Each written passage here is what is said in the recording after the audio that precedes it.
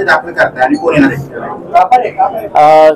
बुधवार 24 एप्रिलला Bhadkal gate doctor Babasaheb आंबेडकरांच्या पुतळ्यापासून आम्ही आमची मिरवणूक काढणार हे फॉर्म भरण्यासाठी। तर भडकल गेट, जुना बाजार, सिटी चौक, गांधी पुतळा होऊन आम्ही कलेक्टर ऑफिसला जाणार आहे। तर सर्व लोकांना विनंती करण्यात येतं की 11 वाजता भडकल गेटवर यावे आणि आम्ही ते फॉर्म भरणार आहे।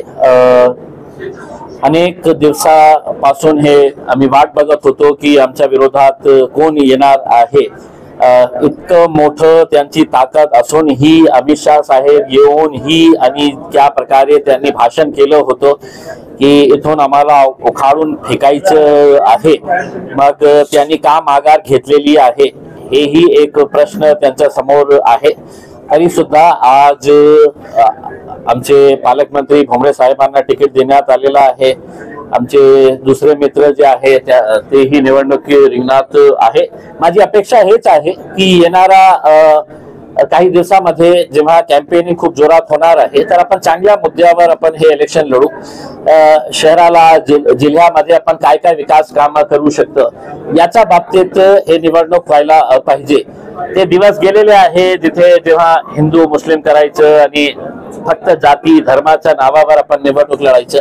आणि मी लोकांनाही हे सांगणार आहे की मागच्या 20, 25, 30 वर्षामध्ये आपण एकदाही आपली निवडणूक पाण्यासाठी केली असती, रस्त्यासाठी, चांगल्या हॉस्पिटल, शाळासाठी, रेल्वे कनेक्टिव्हिटीसाठी, एअरलाईन कनेक्टिव्हिटीसाठी आपण निवडणूकचा निर्णय घेतला असता कुणाला मतदान करायचं।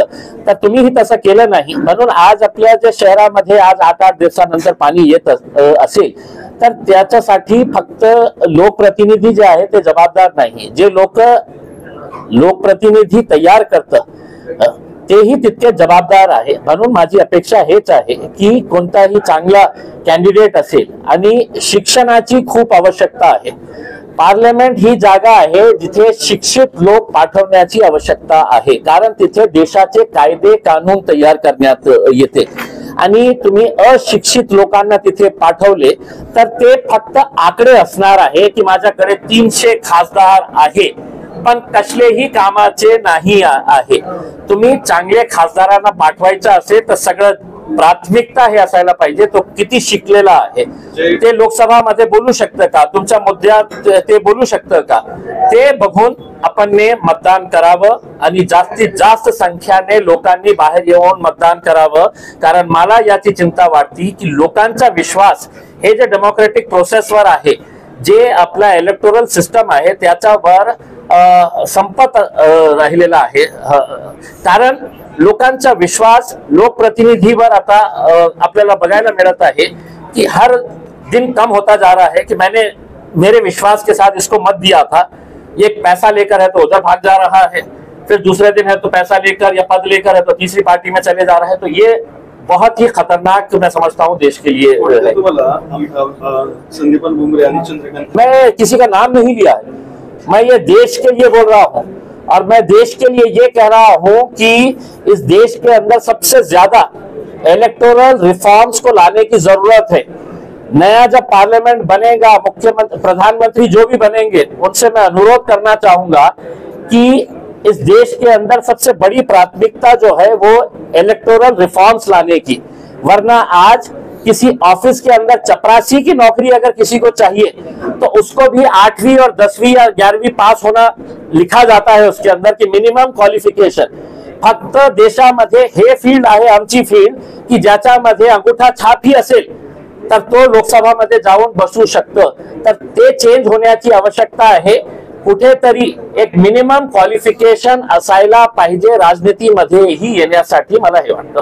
तुम्ही जेव्हा अर्ज दाखल कराल तेव्हा वरिष्ठ नेते कोण देणार आहे? कोण अर्ज दाखल करायला वरिष्ठ नेते कोण असतील? नाही, आता काय आहे की आम्ही जे 3 सीट्स जे नॅशनल लेवलवर लढत आहे, ओवैसी साहेबांची सभा जे आहे ते किशनगंजला आहे आणि त्यांनी तर आपला फॉर्म भरलेला आहे, पण किशनगंज मध्ये बिहारमध्ये त्यांची सभा असल्यामुळे ते इथे येऊ शकणार नाही आहे। पण नक्की ते मेच्या पहिल्या आठवड्यामध्ये ते इथे येणार आहे आणि त्यांची ही सभा एक होणार आहे। तुम्ही तुमच्या प्रतिस्पर्ध्यांना नेहमी मित्र मित्र म्हणत असता. चंद्रकांत खैरेंना मित्र म्हणतात, चंद्रकांत खैरे तुम्हाला मित्र मानत. मी बघितलेलं आहे त्यांचा असा स्वभाव काय झालेला आहे मला माहित नाही आहे. आणि जेव्हा मी रिफॉर्म्स म्हणतो ना, त्या रिफॉर्म्स मध्ये हेही असायला पाहिजे की एक IAS IPS ऑफिसर इतकं मोठा इतकं शिक्षण घेतल्यानंतरही 60 वर्षामध्ये किंवा 58 इयर्स मध्ये ते रिटायर होतो. राजनीतीमध्येही काही रिटायरमेंटची एज येण्याची आवश्यकता आहे मला असं वाटतं. नाहीतर काय हे 70 वर्ष 75 वर्ष 80 वर्षाचे लोक तिथे फक्त एक पद पाहिजे म्हणून तुम्ही बाहेर गेला नाही, तुम्ही रस्त्यात दुसऱ्यांना दिलं नाही, तर कसा युवा पिढी जी आहे आपल्या देशामध्ये किती युवा पिढी आहे त्यांना संधी द्यायला पाहिजे ना.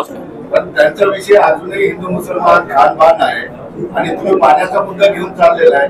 कसा रिस्पॉन्स भेटेल तुम्हाला? कारण पाण्याचं तर सत्य वास्तव आहे, पण लोक नेहमी शेवटच्या क्षणी जाती धर्माच्या नावावर मतदान करतात. नाही, हे जे आपल्या शहराचा जे पाण्याचा मुद्दा आहे याच्यासाठी कोणी जबाबदार असेल तर त्यावेळचे सगळे आमदार सगळे खासदार आणि आता भारतीय जनता पार्टीचे मंत्र्यांना जेव्हा मी प्रश्न विचारले की हे सेल्फ क्रिएटेड प्रॉब्लेम आहे का नाही पाण्याचा, तर त्यांनी हे नाकारून मी त्यांना सांगितलं फक्त मला एका प्रश्नाचं उत्तर द्या तुम्ही.